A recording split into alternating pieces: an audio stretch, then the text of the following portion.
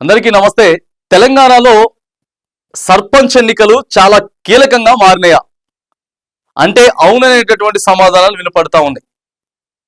ఏ రాష్ట్రంలో అయినా సరే, ఏ రాష్ట్రంలో గతంలో ఉమ్మడి ఆంధ్రప్రదేశ్ కానీ ఆ తర్వాత 2 సార్లు ఎన్నికైనటువంటి బీఆర్ఎస్ పార్టీ హయాంలో ఉన్నప్పుడు ఇంకేమున్న రాష్ట్రంలో ఏ పార్టీ ఉంటే ఆ పార్టీ సర్పంచ్ ఎన్నికలు ఎక్కువగా కొట్టుకుంటుంది. గంత సింపుల్ కదా, అధికారం వాళ్ళ చేతిలో ఉన్నది, ఎమ్మెల్యేలు వాళ్ళ చేతిలో ఉన్నారు. సో పని కావాలా, బిల్లులు కావాలంటే ఖచ్చితంగా మళ్ళీ ఆ పార్టీనే గెలిపించుకోవాలి అనేది అందరికి తెలిసినటువంటి విషయమే. కానీ ఈసారి కొంచెం భిన్నంగా, ఇప్పటికే మేము ఒకసారి తప్పు చేసినట్లు అనుకుంటా ఉన్నాం, కానీ ఈసారి మాత్రానికి అలా చేయకూడదు. ఖచ్చితంగా మేము సర్పంచ్ ఎన్నికలలో ఎప్పుడైతే సాధారణ ఎన్నికలకు ఓటేసినామో అంటే ఎమ్మెల్యేల ఓట్లకి, ఇప్పుడు దానికి భిన్నంగా రివర్స్ గా ఓట్లు వేయబోతా ఉన్నాం అనేది సో ప్రధానంగా వినపడుతున్నటువంటి చర్చ. మరి ఎందుకు ఇంత ఎన్నికలు ఇప్పటికీ సర్పంచులు లేక సంవత్సరం అయిపోయింది, అది మనందరికీ తెలుసు. కానీ సర్పంచ్ ఎన్నికలు నిర్వహించాలంటే మాత్రానికి ప్రభుత్వం కొద్దిగా అంతర్గతంగా సర్వేలు అయితే చేయించుకున్నది. భారీ ఎత్తున వ్యతిరేకత వస్తా ఉన్నదని చెప్పి సోషల్ మీడియాలో మరి ప్రతిపక్షం మాట్లాడుతుంది, కొంతమంది మాట్లాడుతున్నారు. ఇవంతా నిజమా కాదా? సర్పంచ్లు మనం గెలవమంటున్నారు, మనం గెలుస్తామా లేదా, అసలు ఎట్లున్నది, ప్రజల్లో రెస్పాన్స్ ఎట్లున్నది అనేటటువంటి అంశాన్ని ప్రభుత్వం ఒకసారి ఇంటర్నల్ గా సర్వే చేయించుకుంటే కొద్దిగా ఆపోజిట్ గా వచ్చినట్లు. ఎమ్మెల్యేల మీద తీవ్ర వ్యతిరేకత, ప్రజలు ఏదేమైనా కానీ ప్రభుత్వం ఏదైనా ఉండని, ప్రభుత్వంతో మాకు సంబంధం లేదు, సర్పంచ్ ఎన్నికలలో మాత్రానికి మేము ఖచ్చితంగా ఆపోజిట్ గా ఓటేసి తీరుతాం. మరి ఎందుకు ఆ పరిస్థితి వచ్చింది? సంవత్సరంన్నరలోనే ఆ పరిస్థితి ఎందుకు వచ్చింది? గతంలో మరి ఎన్నికలు అయిపోయిన తర్వాత ఎంపీ ఎన్నికలు, ఎమ్మెల్యే ఎన్నికలు అయిపోయిన తర్వాత విత్ ఇన్ ద 6 months లోనే ఎంపీ ఎన్నికలు వచ్చినాయి. ఎంపీ ఎన్నికలలో కూడా మెజారిటీ తగ్గిందా లేదా? బీజేపీ పార్టీకి, బీజేపీకి 8 వచ్చినాయి, కాంగ్రెస్ కి 8 వచ్చినాయి. సరే బీఆర్ఎస్ ని పక్కగా పెట్టండి.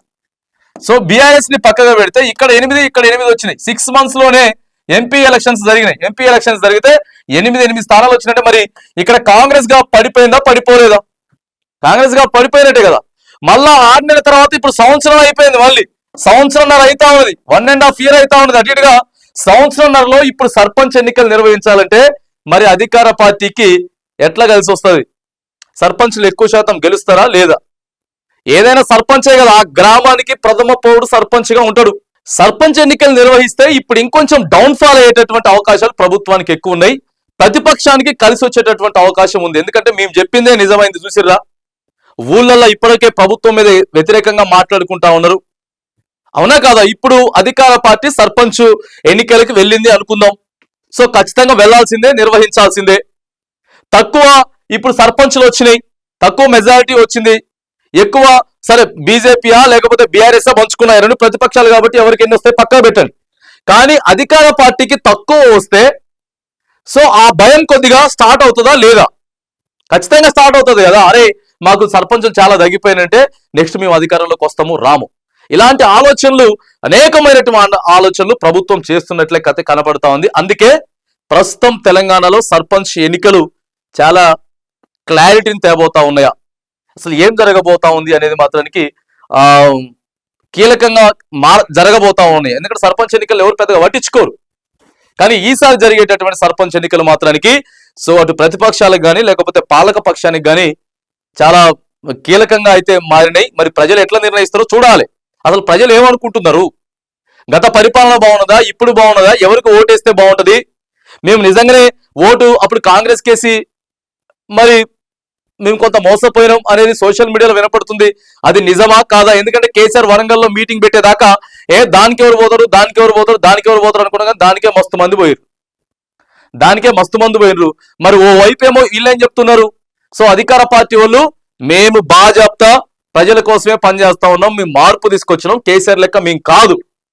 ఎవరు ఎన్నైనా మాటలు చెప్పొచ్చు, మీటింగులు పెట్టుకోవచ్చు, ఆ తర్వాత మా సోషల్ మీడియాలో అది చెప్పొచ్చు, ఈ ఆరోపణ చేయొచ్చు, ఆ అవినీతి చేయొచ్చు, ఇది చేయొచ్చు. కానీ ప్రజలు ఏమనుకుంటా ఉన్నారు? ప్రజలు ఏం చర్చించుకుంటా ఉన్నారు? ఎవరికి మళ్ళీ ప్రజలు ఎవరి వైపు మొగ్గు చూపబోతూ ఉన్నారు అంటే మరొక 2 నెలల్లో జరగబోయేటటువంటి జూన్ లాస్ట్ వీక్ ఆర్ జూలైలో జరగబోయేటటువంటి సర్పంచ్ ఎన్నికలు మాత్రానికి, ఎందుకంటే చాలా రోజుల తర్వాత ప్రభుత్వం మారింది, సో సోషల్ మీడియాలో అనేకంగా వినపడతా ఉన్నాయి. వీటన్నిటికీ చెక్ పెట్టాలి అని అంటే మాత్రం, ఎందుకంటే ఎన్నికలలో ఓ సంవత్సరం మాత్రం మళ్ళీ సైలెంట్ అవ్వాల్సిందే.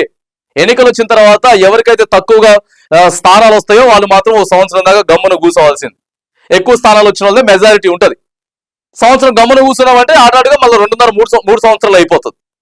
కాబట్టి చాలా కీలకంగా మాత్రం తెలంగాణ రాష్ట్రంలో మరి సర్పంచ్ ఎన్నికలు అయితే మారబోతా ఉన్నాయి. మరి ప్రజలు ఎవరి వైపు సర్పంచ్ ఎన్నికలలో మరి ఎవరికి అధికారం ఇవ్వబోతా ఉన్నారు, ఎవరి వైపు మొగ్గు చూడాలంటే మాత్రానికి కొద్ది రోజులు మాత్రం ఆగాల్సిందే.